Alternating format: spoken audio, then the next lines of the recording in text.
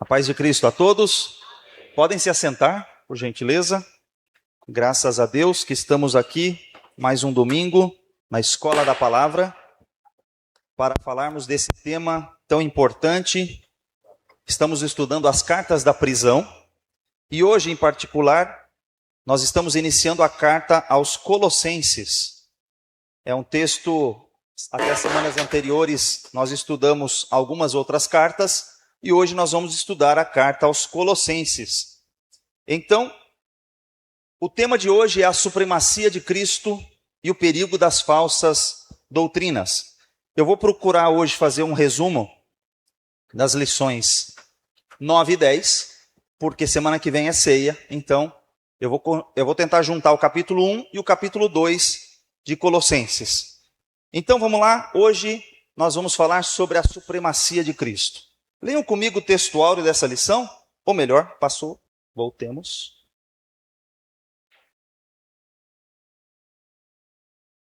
Aqui. 1, 2, 3. Havendo por ele feito a paz pelo sangue da sua cruz, por meio dele reconciliar-se consigo mesmo todas as coisas, tanto as que estão no céu como e as que estão, ou melhor, todas as que estão na terra como as que estão nos céus. Sim, me perdoem, a divisão das salas. Hoje, os jovens, em virtude da organização dos adolescentes, os jovens estarão na sala 7, sala de número 7. E os adolescentes poderão permanecer aqui mesmo, tá bom? À medida que eles forem chegando, eles estão se organizando por conta da conferência, então podem ficar por aqui mesmo. Amém? Muito bem. Havendo feito Jesus Cristo aqui, ele fez a paz por meio de quê? Do sangue da sua cruz. Então a gente vai começar aqui falando sobre esse tema, sobre a supremacia de Cristo, que Cristo é suficiente, que Cristo é supremo. E aqui o texto, os objetivos da nossa lição começam com compreender que nada na esfera materiais ou celestiais subsiste fora da autoridade e do cuidado soberano do nosso Salvador. Ele é soberano, ele está no controle de tudo. Segundo objetivo da nossa lição é redescobrir Jesus como Criador, sustentador, cabeça da igreja e Redentor. São 4 objetivos importantes. E perceber o Senhor Jesus como autor e centro da salvação, fundamentos, consumação da nossa esperança. Como eu falei para vocês que eu vou tentar dividir essa aula em aula 9 e 10 por conta da ceia, eu vou fazer uma pequena mudança na questão dos tópicos. Na prática, eu vou abordar 4 tópicos hoje. Eu vou falar na primeira parte sobre o contexto histórico da igreja de Colossos, primeira vez que vamos falar da carta aos Colossenses agora.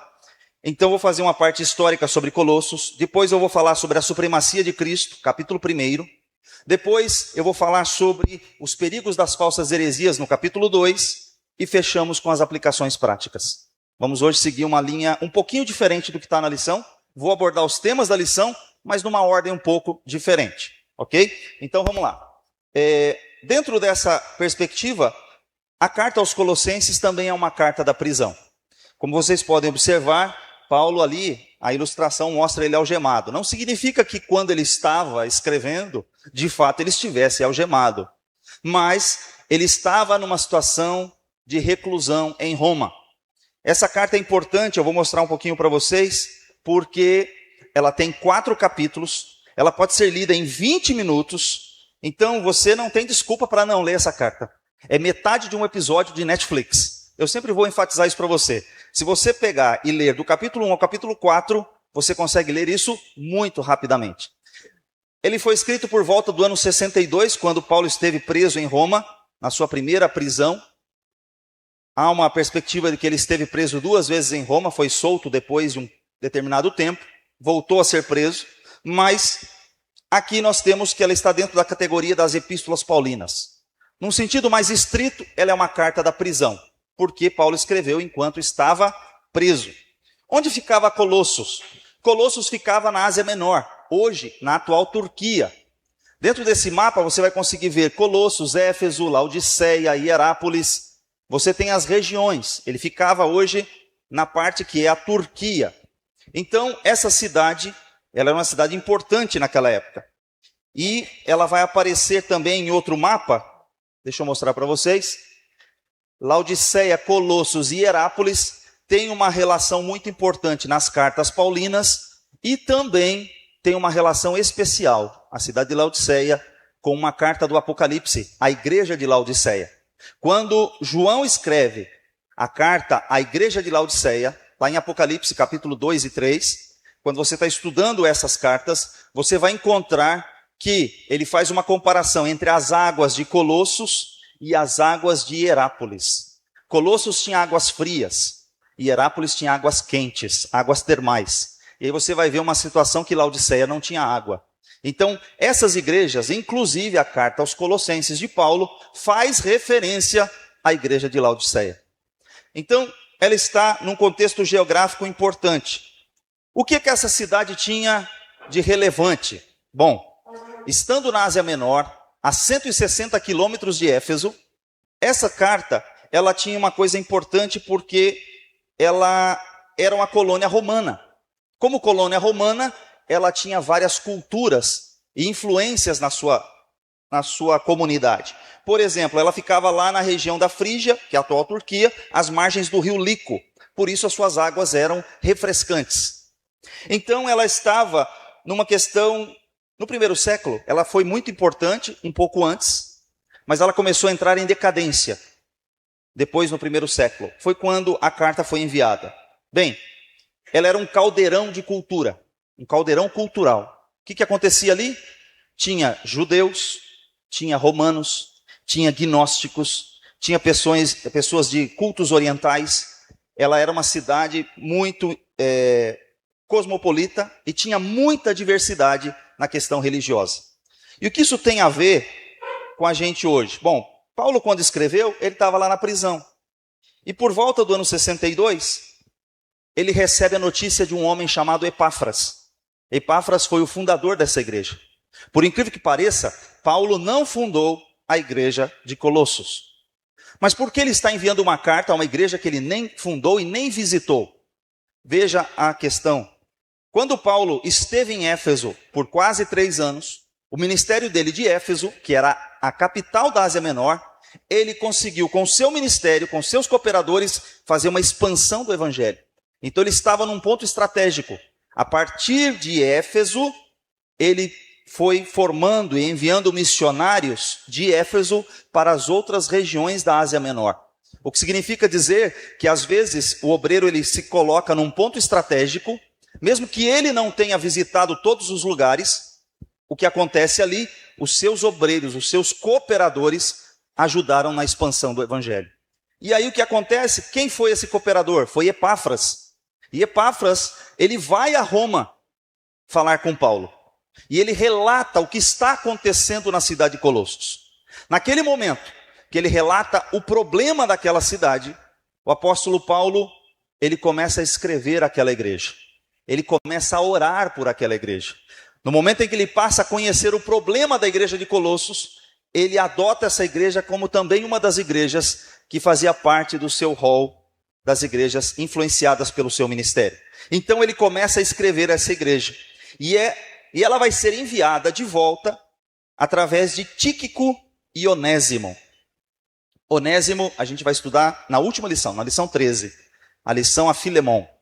Essa aqui vai ser muito interessante também, porque Onésimo era um escravo, mas que se converteu lá em Roma e que teve influência do ministério de Paulo e tornou-se uma pessoa muito útil no evangelho, e Paulo vai enviá-lo de volta à cidade de Colossos. Bem, aqui nós temos essa parte que ele vai a Colossos, e o ministério de Paulo, ele teve pelo menos 4 pontos importantes de atuação na questão missionária, que eu quero destacar com você. Quando você olha para o ministério de Paulo, na questão da sua relação com Deus, ele era o mordomo da graça de Deus, quem estava administrando a graça de Deus ao povo. Então ele fazia o quê? Ele era comissionado da vontade de Deus pela dispensação da graça aos gentios. Ele estava abarcando o maior número de igrejas possíveis. Quando você olha ele, do ponto de vista da igreja, como que estava sendo a vida de Paulo? Lá na prisão, ele era um intercessor. As cartas dele, ele fala, não cesso de orar. Ele começa dizendo que ele estava orando pelos irmãos da igreja. Quando você olha em relação ao mundo, ele é o grande evangelizador, o proclamador da mensagem do evangelho. Quando você olha em relação ao evangelho, ele está revelando o mistério que esteve oculto por séculos. Ele recebe uma revelação de Deus, que os gentios estavam fora do plano. Para muitos judeus, pensavam que os gentios estavam fora do plano. Mas Paulo vem e diz assim, não, a igreja não é exclusão. A igreja é inclusiva. Preste atenção no que eu estou falando. Hoje falar essa palavra é complicado, né? Inclusive em que sentido? A igreja aceita gentil, a igreja aceita judeu, a igreja não discrimina, mas quando a pessoa entra aqui, ele é transformado pela graça de acordo com o evangelho. Não é inclusiva no sentido que estão dizendo por aí, não. De incluir qualquer coisa que são pecados morais, que são práticas antibíblicas. Não é nesse sentido que a igreja é inclusiva. A igreja está com suas portas abertas e o evangelho é para ser pregado a toda criatura, diz o texto. Mas aquele que está em Cristo, nova criatura é. As coisas velhas passaram e tudo se fez novo. Então o evangelho transforma. Agora, o que isso tem a ver, essa cidade, o que ela tem a ver conosco, aqui em São Paulo? O que Colossos tem a ver com a gente? Bom, onde nós estamos? Na maior cidade da América Latina. Nós estamos num centro, onde tudo que você imaginar tem aqui nessa cidade. Nós estamos como Colossos. Lá tinha judeu, lá tinha gentil, lá tinha religião oriental, aqui também. A gente está aqui no grande laboratório espiritual. Alguns dizem que tem uma avenida aqui, chamada Celso Garcia, que alguns chamam que é o corredor da fé. Alguns outros falam, em tal lugar tem a religião X, o bairro tal é de judeu, o bairro tal é de oriental, o bairro tal é de coreano, o bairro tal é de isso, o bairro tal é daquilo. Você tem múltiplas culturas aqui dentro da mesma cidade. Você vai se deparar com religiões de todos os tipos. Então nós estamos num ponto do nosso país onde tudo que é novidade vai chegar por aqui. Então, da mesma forma como Colossos passava por toda essa circunstância, São Paulo está aí nessa situação. E aí qual é a questão?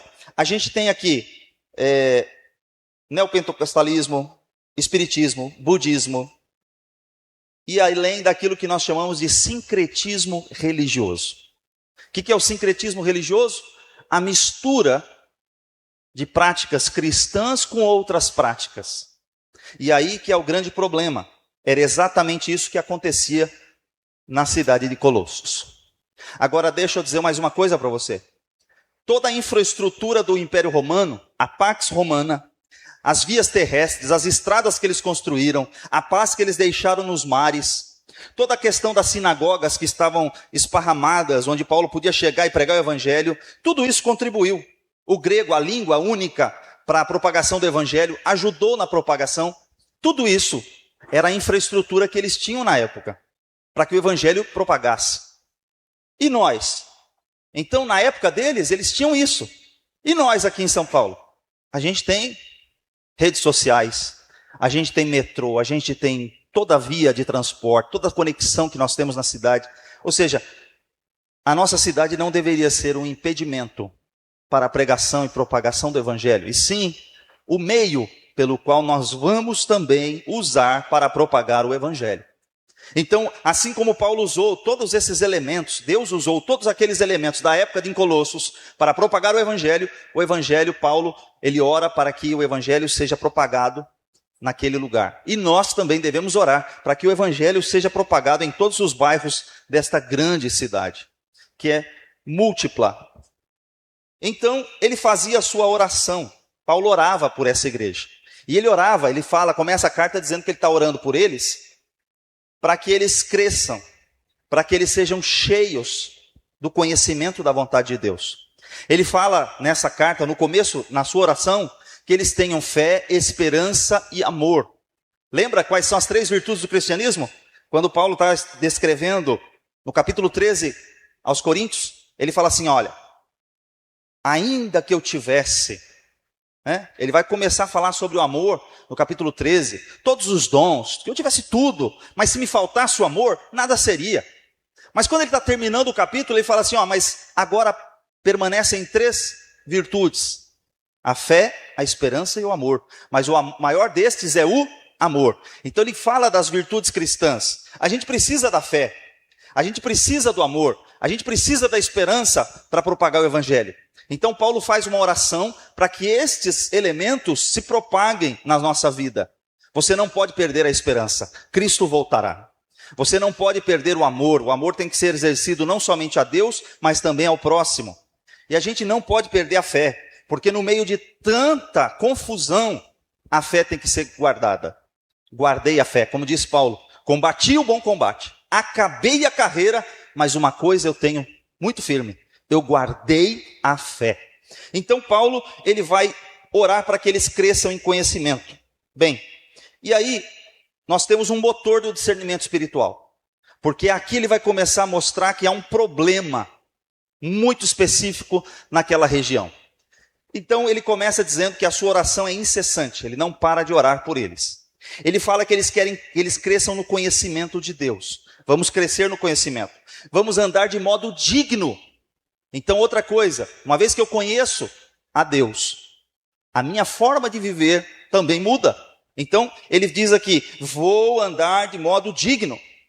E qual é o objetivo disso? Frutificar para o reino de Deus. Bem, e aí ele vai para uma parte super importante do texto, que é o versículo 15 ao versículo 20, que é chamado de hino cristológico.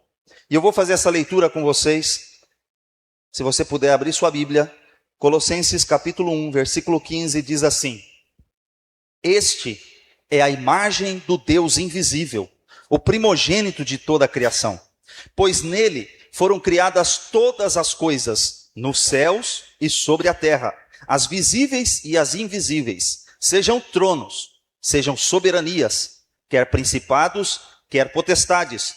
Tudo foi criado por meio dele e para ele. Ele é antes de todas as coisas. Nele tudo subsiste. Ele é a cabeça do corpo, da igreja.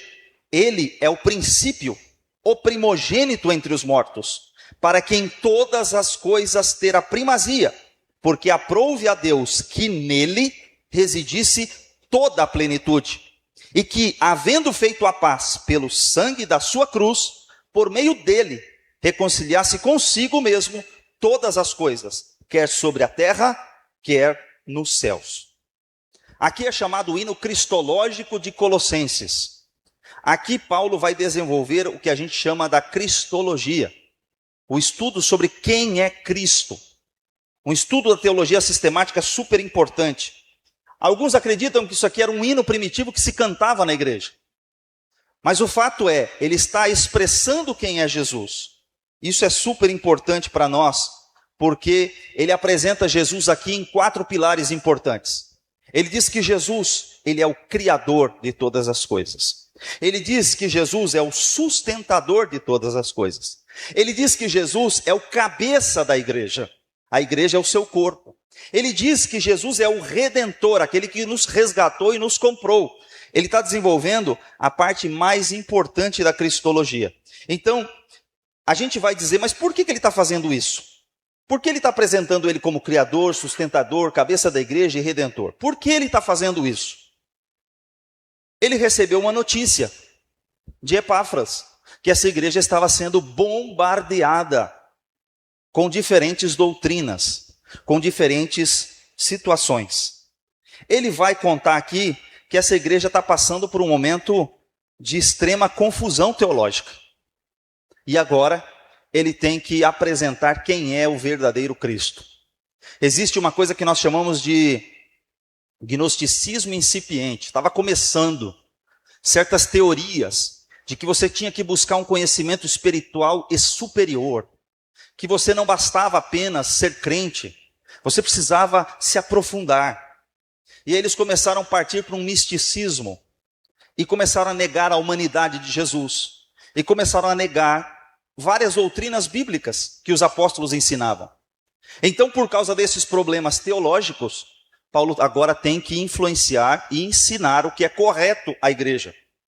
Bem, aí ele vai começar falando sobre alguns aspectos. Deixa eu apresentar mais uma pergunta aqui para você.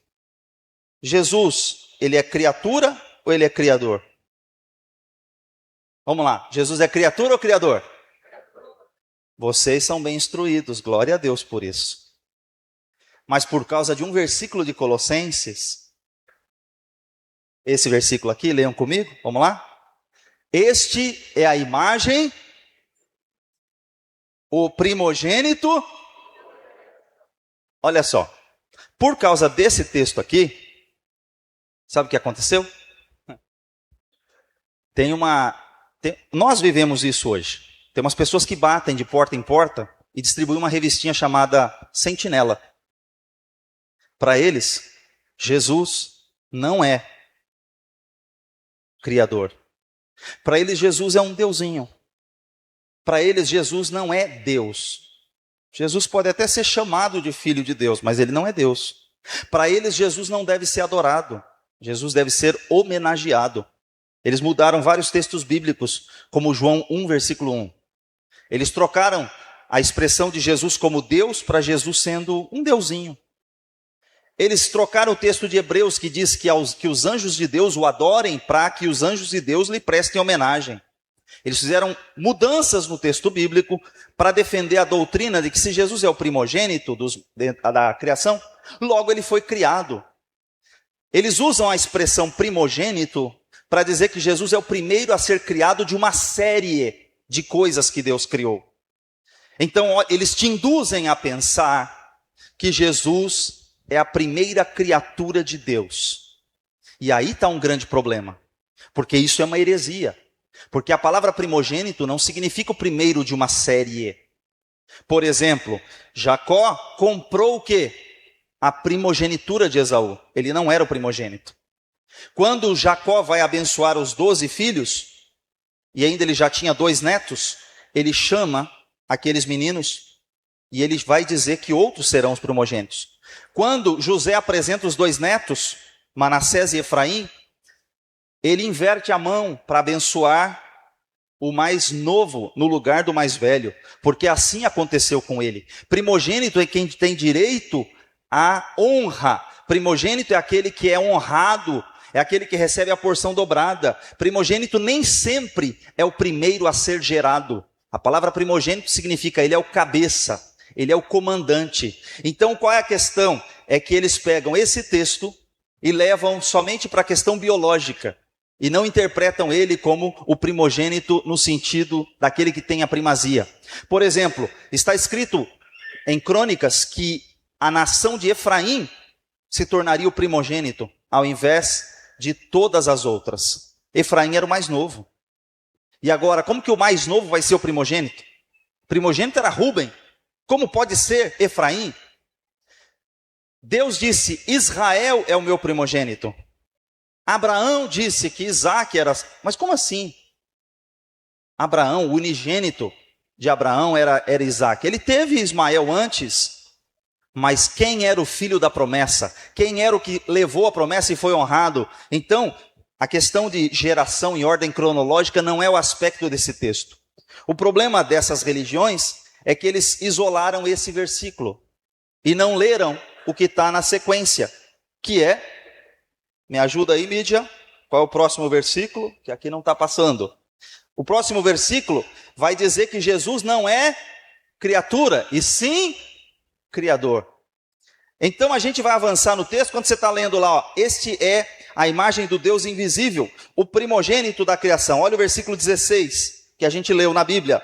Está escrito assim, pois nele foram criadas todas as coisas nos céus e sobre a terra, as visíveis e as invisíveis, sejam tronos, soberanias, principados, quer potestades, tudo foi criado por meio dele e para ele. Ele é antes de todas as coisas, nele tudo subsiste. Quando você olha o contexto, você entende, Jesus não é apenas uma criatura, Jesus é o Criador. Então preste atenção, você não pode isolar texto das Escrituras, pegar um pedacinho como caixinha de promessa O que o texto está dizendo? Que Jesus não é criatura. Nele foram criadas todas as coisas. Nele subsiste tudo. Ele é o cabeça da igreja. Veja, todas aquelas expressões que nós dissemos. Ele é o Criador, porque João também diz isso. Todas as coisas foram feitas por ele, e sem ele, nada do que foi feito se fez. Então o que o apóstolo Paulo está tentando dizer é o seguinte: Jesus não é diminuído. Você tem que entender quem é o seu Jesus, na sua cristologia. Essa heresia que essa seita divulga hoje, não surgiu hoje. Surgiu num bispo antigo, chamado Ário. Só que tem algumas religiões que vão lá e pescam heresias antigas e trazem de volta para o seio da sua igreja. O problema é que tem gente pescando coisa que não presta. Estão pescando heresias por aí e trazendo de volta para a igreja. Introduzindo nos seus ensinamentos, mudando as escrituras, mudando os textos da Bíblia para acomodar ao que eles pensam. Você não tem que mudar as escrituras para acomodar ao que você pensa. Você deve ser mudado de acordo com as escrituras. Ela é a regra de fé e prática. Ela que muda a minha vida. Ela que direciona o que eu devo ou não devo fazer. E não o que eu acho que eu devo fazer. Esse é um grande problema hoje. As pessoas acham que devem fazer do seu modo. Essa palavra primogênito é protokokos no grego, que não vai significar apenas o primeiro de uma série, mas sim aquele que é influência, aquele que é o principal, porque está escrito em João 1,3: todas as coisas foram feitas por intermédio dele, e sem ele, nada do que foi feito se fez. Isso é a descrição de uma criatura? De forma alguma.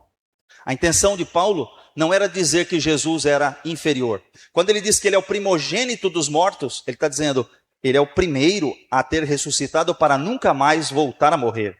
Quando ele diz que ele é o primogênito da igreja, está dizendo, ele está no posto mais alto da igreja, ele é o cabeça da igreja. Quando eles dizem, ele está no comando de tudo, ele está no comando de tudo. Porque a ideia de Colossenses é apresentar a supremacia de Cristo. Cristo está acima de todos. Então, os adjetivos que o apóstolo Paulo usou não foram jamais para diminuir a pessoa de Cristo, mas pelo contrário, para elevá-lo à posição mais alta na sua colocação. Então, quando você lê o texto dentro do seu contexto, você entende.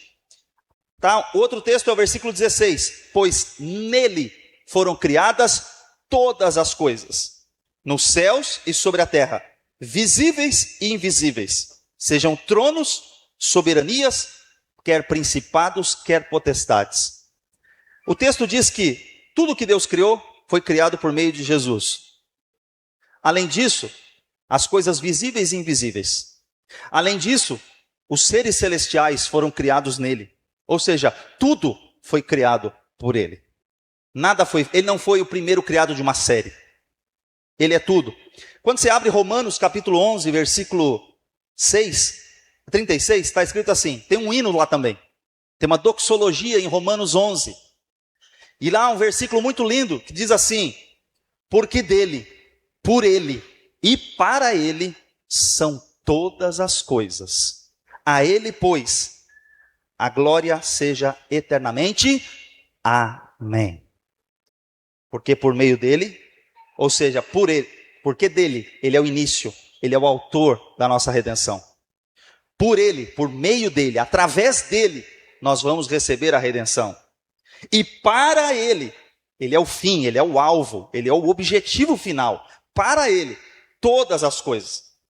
Então a glória vai ser dada a ele. Então, a gente resume que ele é criador e não criatura. Bem, pode passar para o próximo e para o próximo.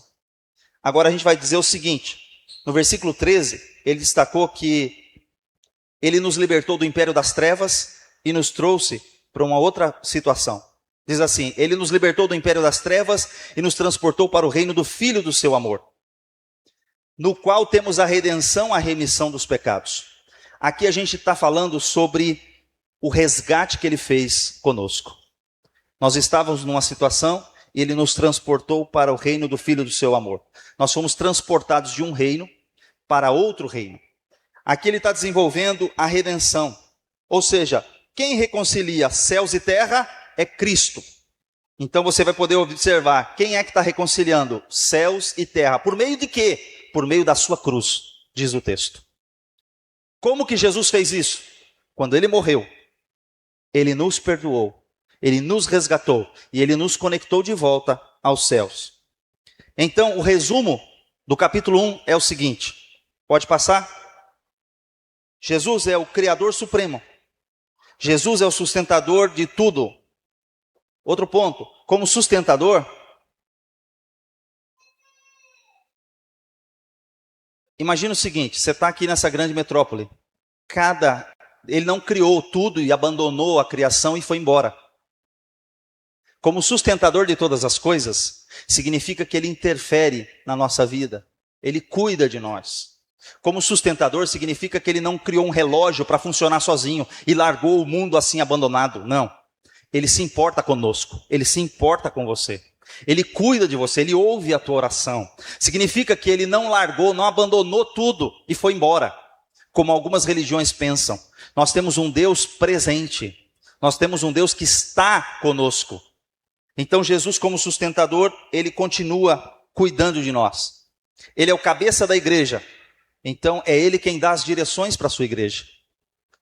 Além disso, ele é o Redentor universal. Bom, e Paulo no versículo 27 do capítulo 1, ele vai dizer o seguinte. Olha, Cristo em vós, esperança da glória. Esse era o mistério.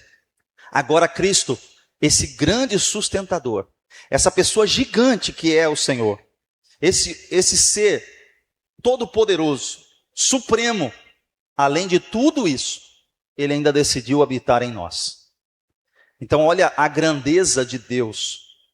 O que você tem? Você tem algo muito especial.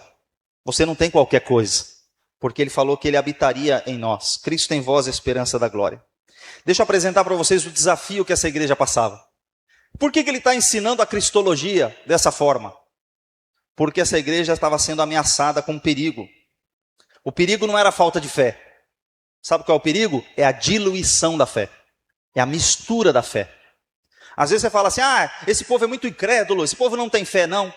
O povo tinha fé até demais.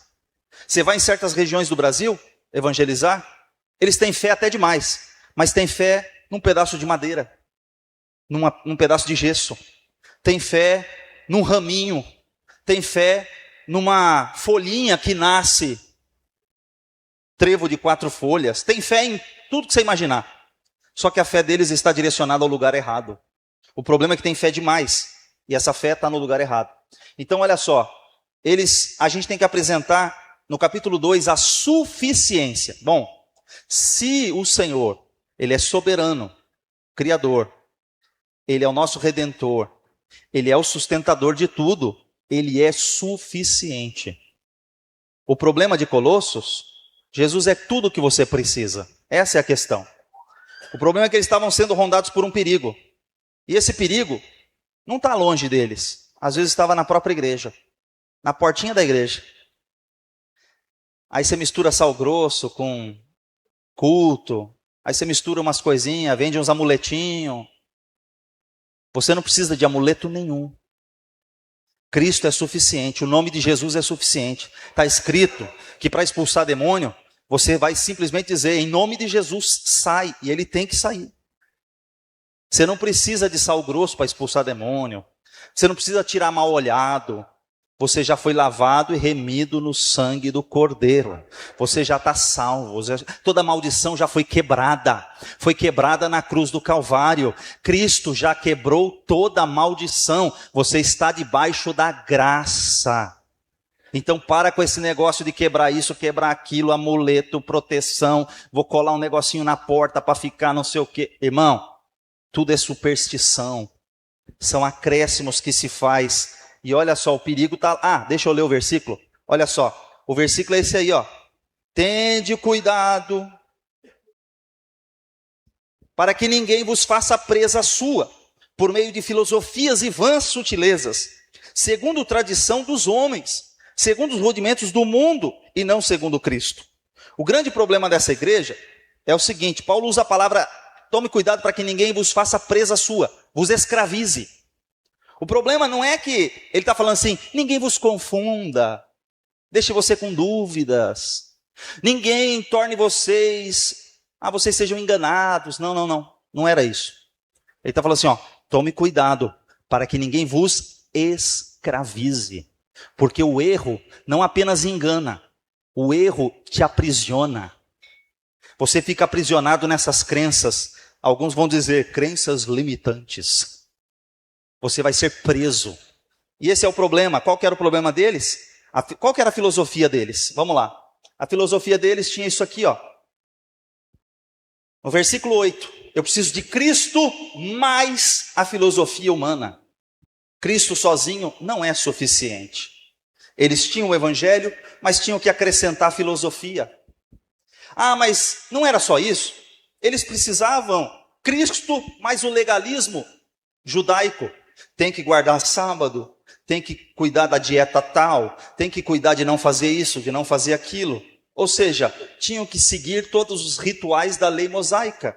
Então, os gentios, a igreja que se converteu, era obrigada a se circuncidar, era obrigada a guardar sábado, as festas das luas novas. Eu fico vendo igreja evangélica por aí, fazendo festa de tabernáculo, festa do Purim, festa do Yom Kippur. Irmão, desculpa.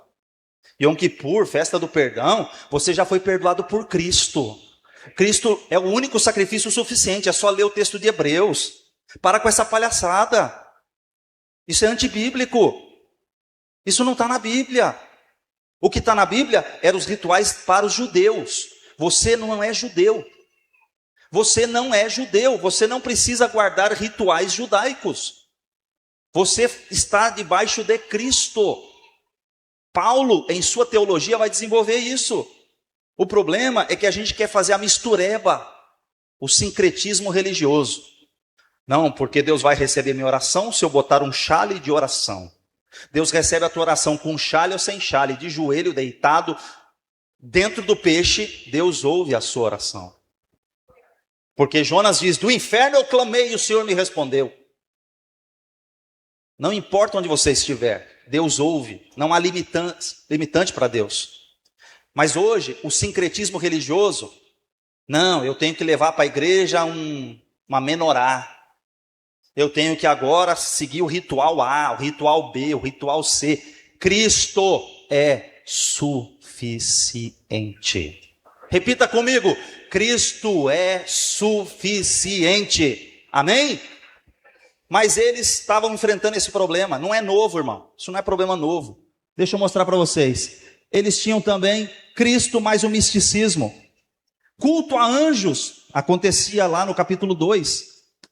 O povo começava a adorar mais anjo do que a Jesus. Sabe quando é o problema? Eu fico vendo algumas igrejas pentecostais. Jesus está aqui, irmão. Jesus está aqui. Não houve nenhum glória. Mas, irmãos, eu estou vendo um anjo de fogo com a espada. Irmão, sai no corredor marchando. O irmão falou que viu um anjo, sai marchando. Eu falo que Jesus, Deus está aqui, não acontece nada. Mas se falar que viu um anjo, estou vendo um anjo ali na porta, estou vendo outro anjo no altar, estou vendo um anjo aqui, estou vendo um anjo ali. Pronto, pentecostal sai no manto. Pois anjo vale mais do que Jesus? Ah, é? Cristo é suficiente. Aleluia. Mas aí vieram e falaram assim, não, vocês não podem nem casar.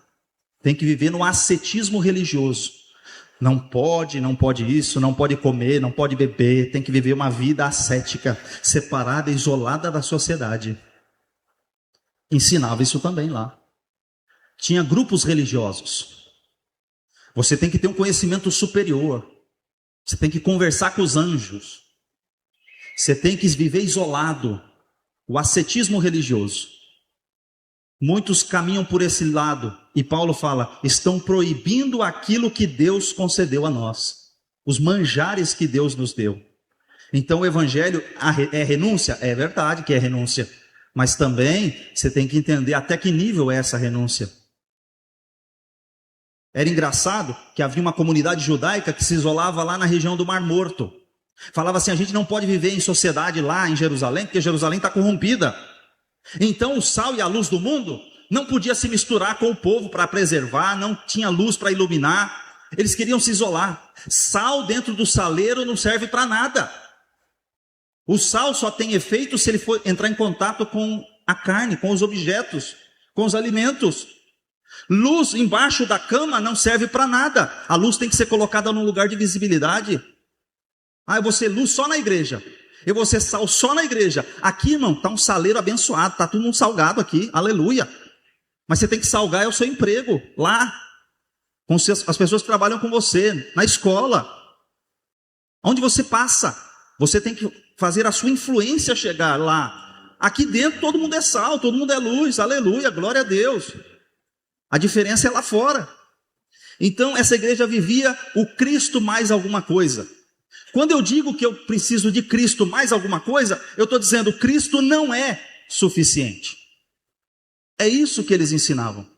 Todas as religiões ou heresias tentam acrescentar coisas a Cristo ou diminuir coisas de Cristo.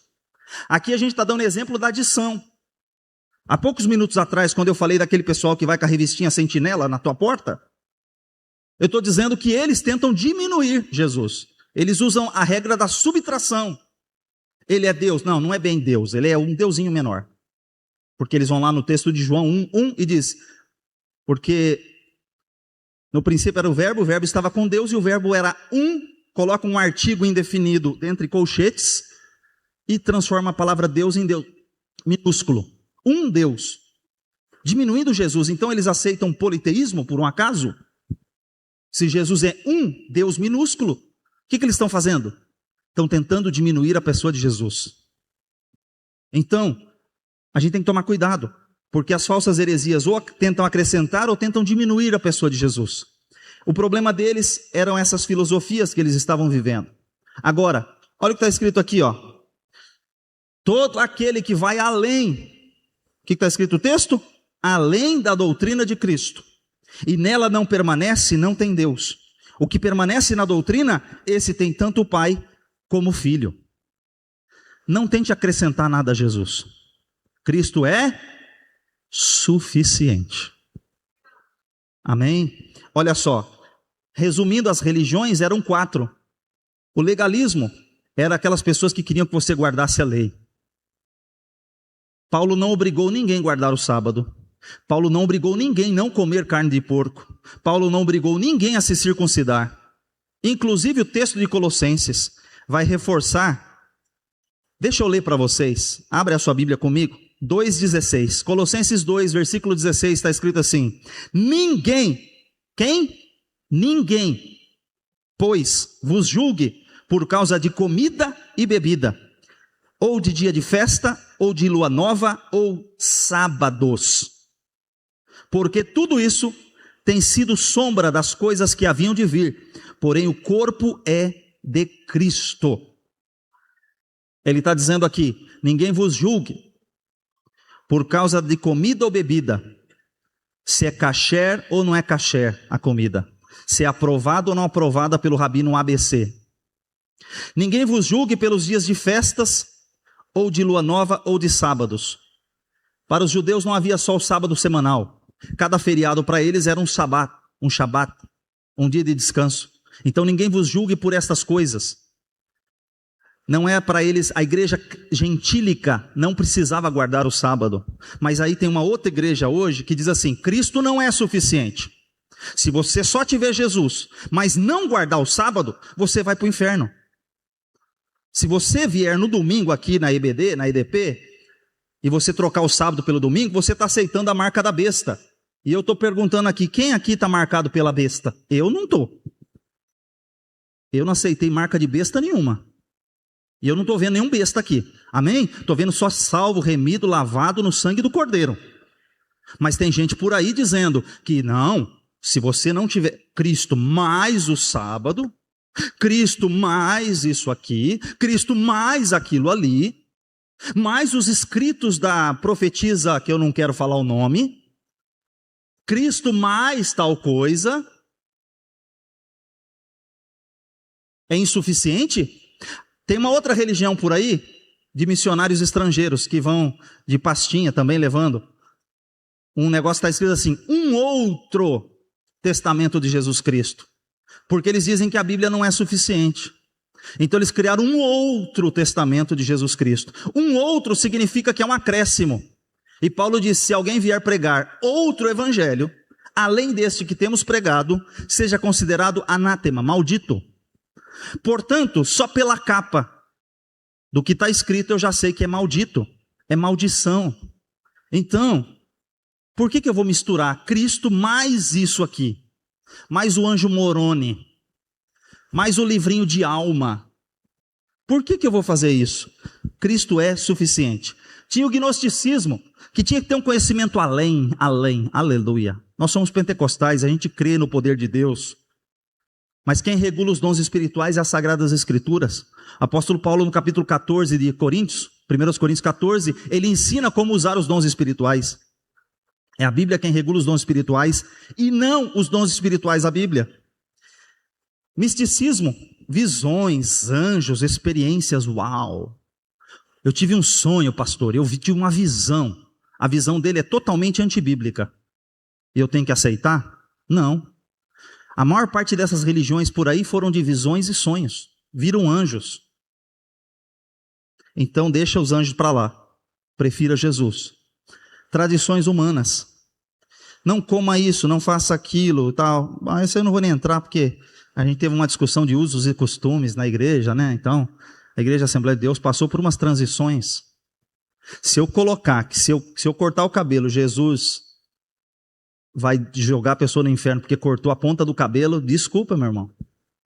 A ponta do cabelo está valendo mais do que Cristo Jesus, com todo o seu sacrifício. Se eu colocar alguns usos e costumes maiores do que Cristo, algumas igrejas pentecostais exageraram na dose. Eu não posso. Eu estou falando só dos outros, vamos falar de dentro de casa. Alguns de nós somos dessa origem mais legalista. Tem coisa boa? Tem. Tem bons costumes. Mas também, calma aí, não transforme os bons costumes em doutrina, em regras. Avançando, Jesus é supremo na plenitude divina, nele habita corporalmente toda a plenitude da divindade. Colossenses 2:9. Nele, em Cristo, vocês já foram completados, vocês já são completos. Em Cristo, ele é o cabeça de todo principado e potestade. Irmão, olha só, lê bem forte comigo esse versículo aqui, ó. Porque nele habita... Estais perfeitos nele, é a cabeça de todo principado. Ele é a cabeça de todo principado e potestade. Olha só. Jesus é nele, por causa dele. Olha só, nova vida em Cristo. Nos versículos 13 e 14 ele vai falar sobre circuncisão e batismo. Ele fala que ele compara o batismo com a morte e a ressurreição. Daqui uns dias vai ter batismo, mas você já está bem instruído sobre o batismo. O batismo, ele é símbolo de morte. Quando você deita a pessoa molhando ela inteira, tchum, morreu. E quando você puxa o indivíduo, tchum, de volta, nova criatura, vivo. Morte e ressurreição é um símbolo. Nós estamos conectados a Cristo, porque o texto diz que nós aqui fomos sepultados com Ele no batismo, mas também ressuscitamos. Temos uma nova vida em Cristo. E aí, ele fala para a gente tomar cuidado, né, com essas sombras. As pessoas estão olhando as sombras, aqui ó, as festas, as luas novas, os sábados, os ritos alimentares, e colocando a sombra mais importante do que a realidade. Tudo aquilo que foi criado no Antigo Testamento, na Antiga Aliança, com relação aos rituais que os judeus seguiram, eram sombras da realidade. Só que nós aceitamos a realidade. Eles continuam na sombra. E como é que uma igreja cristã vai voltar para a sombra? Irmão, sai da sombra. Volta para a realidade que é Cristo. Tem crente preferindo a sombra do que a realidade.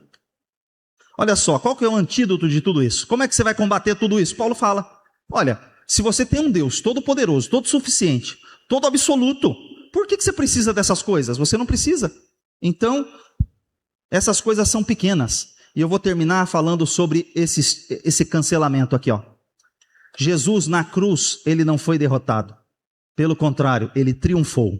Está escrito que o escrito de dívida que era contra nós, todos os teus pecados, tudo que acusava você, o escrito de dívida do Império Romano, era uma ilustração.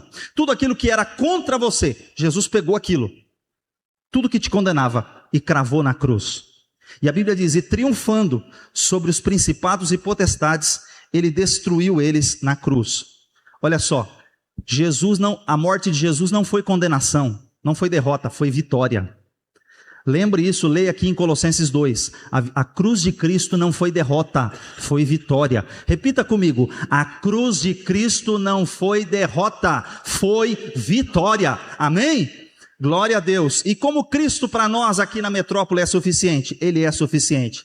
Quando você olha para São Paulo, se você está ansioso, se você está na correria do dia a dia, saiba, você não precisa de novos métodos, novo isso, novo aquilo outro para ser crente. Você precisa só de Cristo Jesus. Descanse em Cristo, descanse em Jesus. Você pode ser instigado. Não, eu preciso fazer aquela mentoria, eu preciso fazer aquele negócio, eu preciso fazer aquela outra coisa. Calma.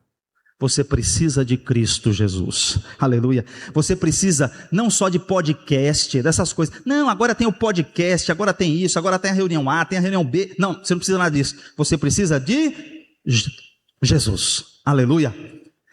E outra, não troque o podcast pela comunhão dos santos. Não troque isso. Aí você tem as raízes. Sua raiz tem que estar em quem? Como, pois, recebestes o Senhor Jesus, assim também andai nele, enraizados e edificados em Cristo. Você está enraizado em Jesus. Sua fé está em Cristo. Ele é suficiente. Caminhe nele. Não caminhe em outro lugar, não. Jesus é suficiente. E só para dar um gancho para a próxima aula. Olha só. Se nós já estamos completos, por que ainda pecamos? Como que nós mudamos? Como nós somos santificados? Bom, você quer saber isso? Venha na próxima aula. Amém? Glória a Deus. Deus abençoe em Cristo Jesus.